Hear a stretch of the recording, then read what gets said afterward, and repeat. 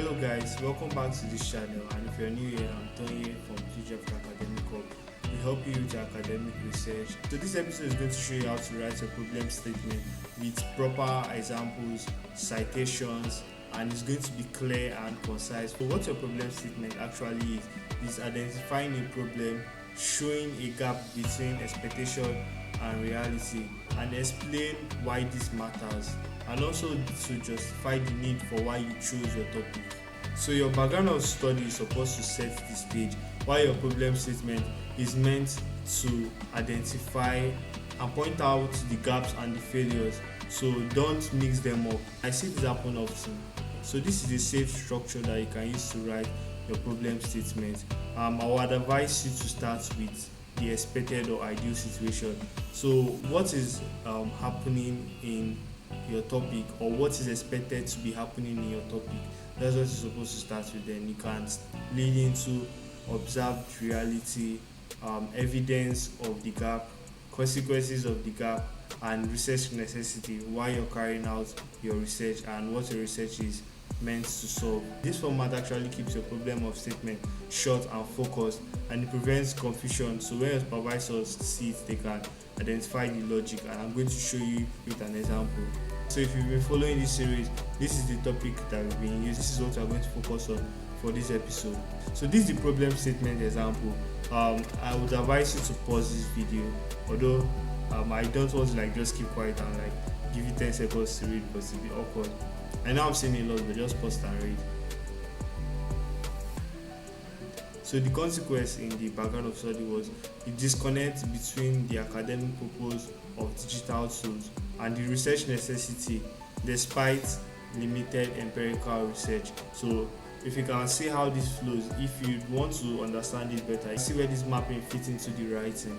One thing I noticed that is very important to talk about is citations, in-text citations in your problem statement. A lot of people can make a mistake if I don't clarify it. So you don't need to cite your logical transitions, your consequences, or your research purpose. Look at this, for example. Despite this, limited empirical research has specifically examined how digital distraction affects undergraduate performance within Lagos State, creating a gap that this study seeks to address. So you don't need to cite this. You need to cite when you're making factual claim, when you're providing evidence of the gap, documented outcomes, observed patterns. So look at this example.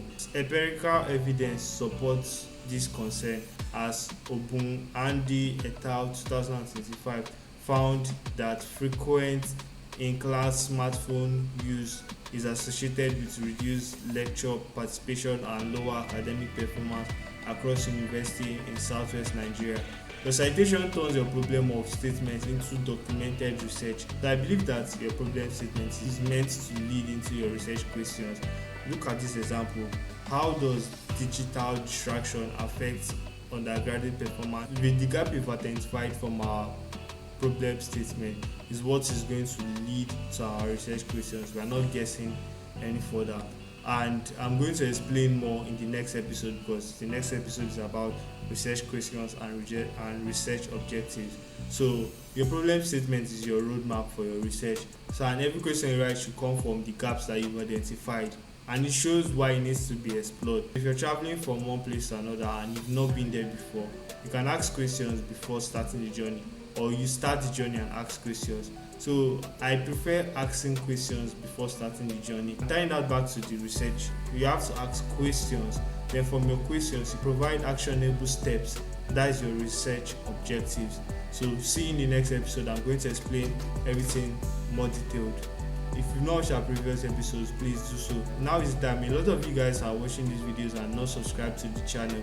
So do well to subscribe to the channel, and you can see the episodes that are already available.